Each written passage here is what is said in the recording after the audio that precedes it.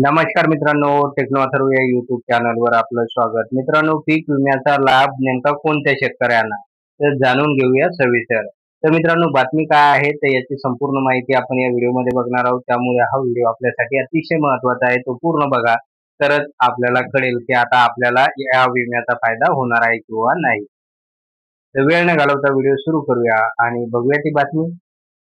पंतप्रधान पीक विमा योजनेअंतर्गत रब्बी हंगामातील पिकांच्या नुकसान भरपाईसाठी 3,900 कोटी रुपयाचा पहिला हप्ता आज 11 ऑगस्ट रोजी वितरित करण्यात आला. देशभरातील 35 लाख शेतकऱ्यांच्या खात्यात पहिला हप्ता जमा झालेला आहे.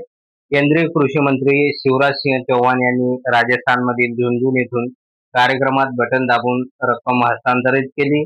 नैसर्गिक आपत्तीमुळे नुकसान झालेल्या शेतकऱ्यांना या रकमेचा लाभ मिळाला आहे आणि आता लवकरच दुसऱ्या हप्त्याची सुमारे 7,500 कोटी रुपयाची रक्कमही वितरित केली जाणार आहे, अशी माहिती केंद्रीय कृषी मंत्र्यांनी दिली आहे. या कार्यक्रमामध्ये बोलताना कृषी मंत्री शिवराज सिंह चौहान म्हणाले, एका गावातील शेतकऱ्यांचे नुकसान झाले तरी देखील सरकार त्या संबंधित शेतकऱ्याला भरपाई देईल. हे सरकार कायम शेतकऱ्याच्या पाठीशी आहे, अशी ग्वाही त्यांनी दिली.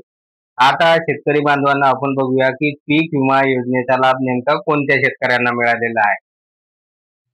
पंतप्रधान पीक विमा योजनेअंतर्गत 2024-25 या रब्बी हंगामासाठी ज्या शेतकऱ्यांनी आपल्या पिकाचा विमा भरला होता, हे लक्षात घ्या. 2024-25 मध्ये रब्बी